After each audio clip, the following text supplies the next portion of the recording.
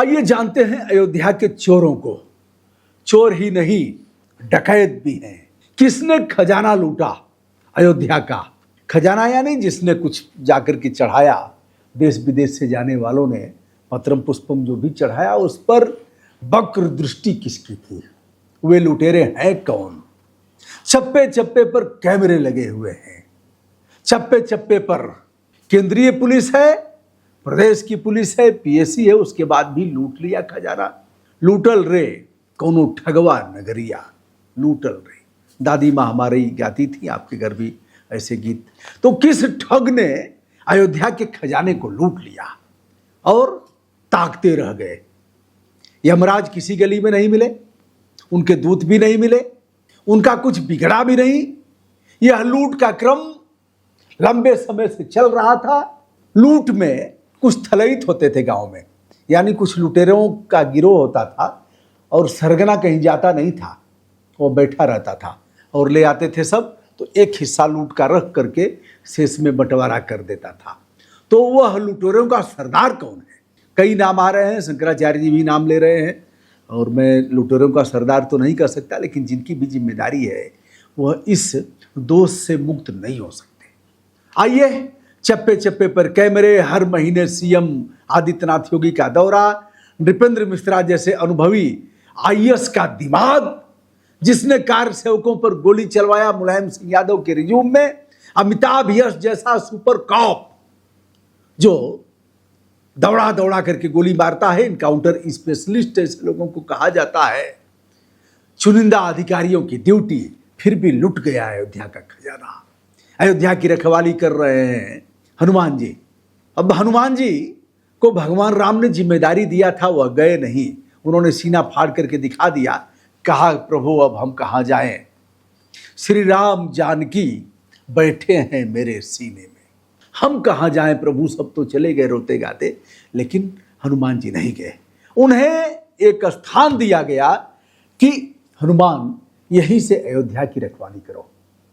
अब हनुमान जी साधु संत, विचारवान, भगवान राम और सीता के पुजारी, लेकिन इस तरह का अपराध होगा तो हनुमान जी कहेंगे कि अब राम जी तो हैं नहीं, क्योंकि विधि विधान से उनकी स्थापना ही नहीं की गई।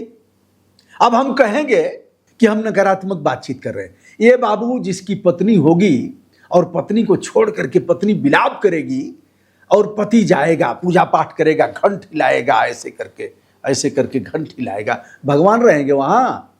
अरे बेटा, सनातन की मूल अवधारणा है सप्तपदी। 7 फेरे लगा करके अग्नि को साक्षी दे करके कहा जाता है।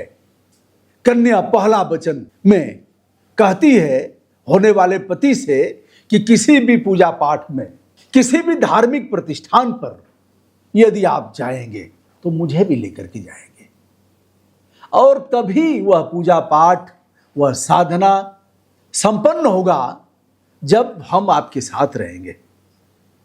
यदि आप यह संकल्प लेते हैं तो मैं आपके वाम भाग में बैठने के लिए तैयार हूं। बाबा ने 7 फेरा लिया था। माना कि बाबा के पिता ने यह शादी तय कर दिया होगा, बाबा को उस समय होश ख्याल नहीं था। दोस्तों, मेरी भी शादी हुई तो मुझे बड़ा मजा आ रहा था। एक तो तिलकहरू आ नहीं रहे थे और 1 2 4 आए, तो उसी में बाबा ने कहा दादाजी ने पिताजी से कि देखा समय जमाना अब ठीक बा, इनका लक्षण अच्छा ना लगत है, पढ़ाई लिखाई में इनका मन लगत ना, गाय चरावे के बाद अखाड़ा में जाके धूर पोतत हुआ, 11 बजे ले आवत हुआ अखाड़ा में से, तो देखा बिया हुआ बड़ा मुश्किल है, बाजार बनल है, मान सम्मान बनल है, बियावा कैदा। ये भैया अगर हमारे दादाजी और पिताजी ने शादी कर दिया तो क्या करेंगे? हम बाद में नेता हो गए और बड़ा नाम ग्राम हो गया तो हम ठुकरा देंगे? ऐसे ही होता था। नाई और ब्राह्मण जाते थे और दोनों शादी तय कर देते थे, वही देखते थे। देखने का प्रचलन थोड़ा ही था कि फेस कटिंग अच्छी है कि नहीं है। वो ननद जाएगी और काट करके आएगी, सब कुछ ठीक है, लेकिन थोड़ा सा यह है, उठवा थोड़ा उठा हुआ है, नकिया थोड़ी चिपटी है, प्रचलन है। हम वीडियो कर रहे हैं और हम आपको ले चलते हैं अयोध्या में, और बाबा की बात हमने किया, बाबा ने जा करके वहां कर दिया उद्घाटन। तो राम जी तो है नहीं, पक्का कह रहा हूं कि राम जी नहीं है। क्योंकि विधि विधान से होगा। एक भी ब्राह्मण के कलेजे में दम नहीं था जो यह कह सके कि हे प्रधान सेवक, हम यह पूजा पाठ नहीं कराएंगे, उनको बुलवाइए। सीता जी जब चली गई थी वाल्मीकि जी के आश्रम में, तो उस समय सोने की सीता बना करके पूजा पाठ किया गया था। राजसूय यज्ञ उस समय किया गया था। और अगर तमिल रामायण, आनंद रामायण का संज्ञान लिया जाए तो रावण ने जब रामेश्वरम में भगवान शिव के विग्रह की स्थापना किया था तो सीता जी आई थी। ऐसा हीरो आइए फिर भी लुट गया खजाना, लूटल रे कौनो ठगवा नगरिया मोरा, लूटल रे। अब दोस्तों, अयोध्या की रखवाली हनुमान जी कर रहे हैं, वो अब होंगे नहीं। अब होंगे तो इन सब मामलों से उनका कोई मतलब नहीं है, क्योंकि नौटंकी देख करके मीडिया रिपोर्ट के अनुसार श्री राम जन्मभूमि के मंदिर में दान पात्र में प्रतिदिन बड़ी मात्रा में धनराशि जमा होती है। इस राशि की गिनती, सत्यापन और बैंक में जमा करने की एक निर्धारित प्रक्रिया है। ये बाबू, इसमें भी एक प्राइवेट एजेंसी शामिल है। एसबीआई तो है ही है, लेकिन प्राइवेट एजेंसियों को भी ठेल दिया गया है, बगैर उसके तो काम होगा नहीं। सारी आउटसोर्सिंग को प्राइवेट एजेंसियों ने अपने हाथ में ले लिया है। बताया जा रहा है कि इसी प्रक्रिया के दौरान कुछ कर्मचारियों पर धनराशि में कथित हेर फेर का संदेह उत्पन्न होता है। प्रारंभिक जांच में कुछ बैंक खातों में संदिग्ध लेन देन की जानकारी सामने आने के बाद मामला गंभीर हो गया। जानते हैं क्या हुआ? अरे, जब हम लोगों के यहाँ मामले बहुत आते हैं और जिस बाबू को, जिस लोक सेवक को अच्छा टेबल नहीं मिलता है, जब खेल में वह शामिल नहीं होता है तो बताता है कि बड़ा भ्रष्टाचार है। तो हम कहते हैं बेटा, कब से खेल से वंचित हो, उस खेल में शामिल नहीं हो? तो धीरे धीरे बताते हैं। हमने कहा आप चाय पी लो और प्रणाम नमस्ते। ये कभी राष्ट्रहित में नहीं आते हैं, सब वही खेल से जैसे ही आइसोलेट हुए, अलग थलग हुए, वैसे ही हट जाते हैं। अब दान पत्र की राशि में जो दान पात्र है उसमें 5 से 7.5 करोड़ रुपए के गबन की बात आ रही है।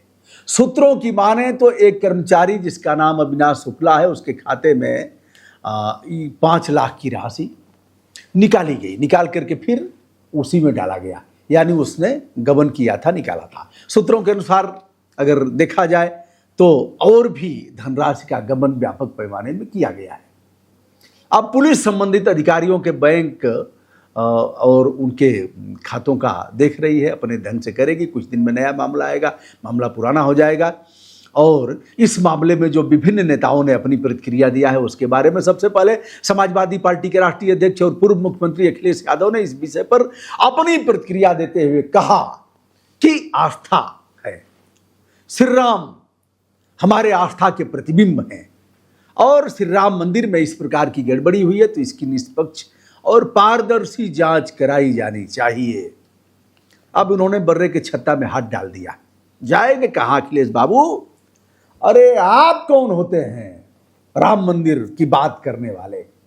आपके पिताजी ने तो गोली चलवाया, और जो गोली चलवाया जिसने, जो प्रधान सचिव था उस समय, वह मंदिर का, राम मंदिर का सर्वे सर्वा है। वह शुद्ध हो गया। ओम अपवित्र पवित्रो सर्वस्थाम गतोऽपि वा यः स्मरेत् पुंडरीकाक्ष सह बाह्याभ्यंतर शुचि। जिसको चाहे शुद्ध कर दें मंत्र बोल करके, और जिसको चाहे उसको बता दें कि यही सनातन का घोर विरोधी है। आम आदमी पार्टी के सांसद संजय सिंह ट्रस्ट पर सीधे सवाल उठाते हैं और वह एक्स पर अन्य मंचों के माध्यम से चंदा चोरों गद्दी छोड़ो, चंदा चोरों गद्दी छोड़ो का नारा देते हुए आरोपियों को जेल भेजने की मांग कर रहे हैं। संजय सिंह सीधे सीधे गौ हत्या के लिए भी प्रधानमंत्री नरेंद्र मोदी और अमित शाह को जिम्मेदार ठहराते हैं। और आगे अगर देखा जाए तो जैसे ही अखिलेश यादव ने एक्स पर लिखा वैसे ही कूद पड़े। कौन? चलिए कूद पड़े, उनको हम बताते हैं, आप जानते भी हैं। इसके पहले एक और नेता हैं, पवन पांडे हैं। यह अखिलेश यादव के रिज्यूम में राज्य मंत्री रहे हैं, बड़े मुखर हैं, अयोध्या से ही हैं, वहीं पाए जाते हैं अयोध्या में। वहीं इनका लोकेशन भी हमेशा, और बड़े दमदारी से इन्होंने तीखा आक्रामक बयान दिया। जो लोकतंत्र की तलवार है, खूब भाजा जम करके और कहा कि राम भक्तों की आस्था के साथ सीधा सीधा खिलवाड़ किया जा रहा है और यह लूट तो पहले से ही है। मैं चिल्लाता रहा हूँ, लेकिन हमारी बात सुनता कौन है? देश विदेश के श्रद्धालुओं के द्वारा जो भगवान राम के चरणों में अर्पित की गई धनराशि, उसका गबन बेहद दुर्भाग्यपूर्ण है। अब जो आ गए हैं उनकी बात करता हूँ। आ गए हैं डिप्टी सीएम ब्रजेश पाठक जी महाराज। ब्रजेश पाठक जी की जय हो। आओ देखा न ताओ, चढ़ गए, चापने लगे सीधे सीधे अखिलेश यादव को और चापते हुए कह रहे हैं कि अखिलेश यादव का आरोप झूठा और मनगढ़ंत है। समाजवादी पार्टी के नेता राम मंदिर को लेकर केवल अफवाह फैलाए। ब्रजेश बाबू, एक बार आप सत्यता जान लिए होते।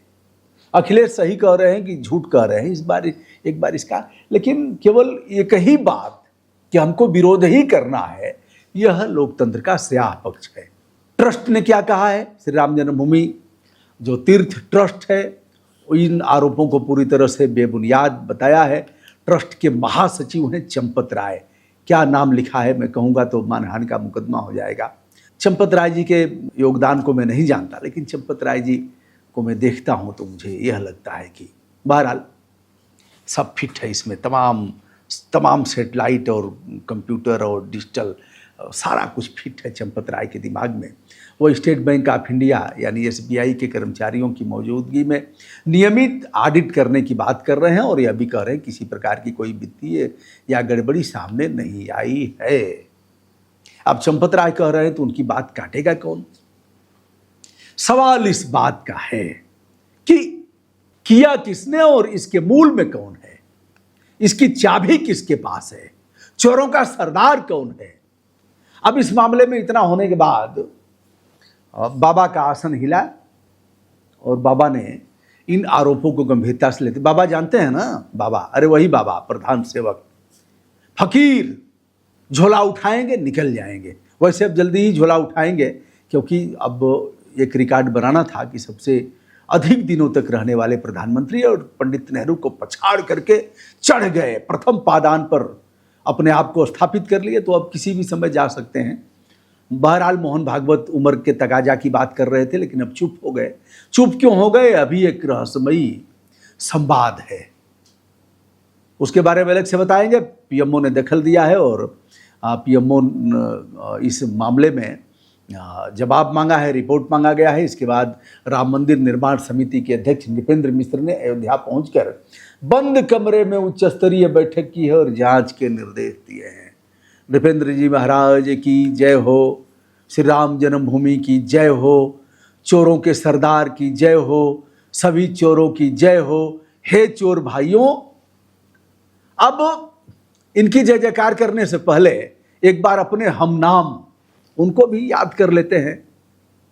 वह ब्रिजभूषण है और हम ब्रजभूषण हैं, दोनों का एक ही है। ब्रज थोड़ा और शुद्ध है तो हम ब्रजभूषण हैं, और वह शरण भी हैं तो भारी हैं, और 6 बार के सांसद हैं तो भाई पूछना ही क्या है, बड़े लोग हैं। तो इस मामले में वह कह रहे हैं, लेकिन बेचारे कह रहे हैं कि हम, यदि मैं सत्य बोल दूंगा तो बड़ी परेशानी में आ जाऊंगा, यानी अगवा वाला टिकटवा कट जाएगा यदि सत्य बोल दूंगा, क्योंकि दोनों बच्चों को भी देखना है, परिवार को भी देखना है, पंगा नहीं लेना है, कभी कभी कुछ उड़ूम गुड़ूम बोल करके अपने को स्थापित कर लेना है। लेकिन कह रहे हैं कि यदि मैं सत्य बोल दूंगा तो बड़ी परेशानी में आ जाऊंगा, क्योंकि यह बहुत बड़े लोग हैं, सत्य बोलने की हिम्मत हमारी नहीं है।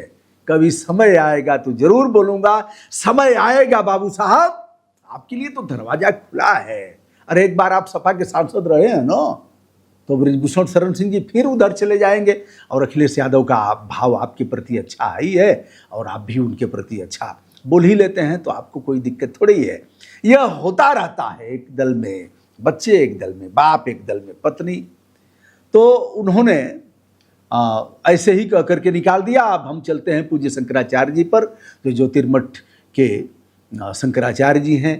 वह चंपत राय को टारगेट करते हुए कह रहे हैं कि वहाँ तो सालों से चोरी होती रही है, कोई आज पहली बार चोरी नहीं हुई है। वहाँ शिला पूजन के समय से ही चोरी हो रही थी। जब राम मंदिर बना तो वहाँ के सस्ते प्लाट करोड़ों रुपए में बेचे गए।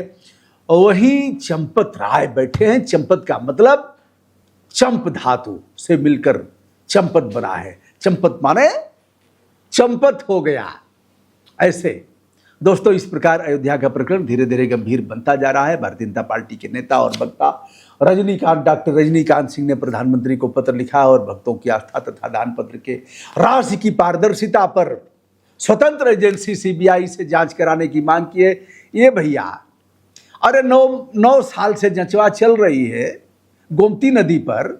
रजनीश बाबू अब अयोध्या के दान पत्र की जांच सीबीआई करेगी तो क्या 9 महीने में कर देगी क्या? 9 साल से चल रही है और कुछ बिगड़ा नहीं। ईडी की भी चल रही है, सीबीआई की भी चल रही है, यहाँ की पुलिस की भी चल रही है और केवल लखनऊ के गोमती की।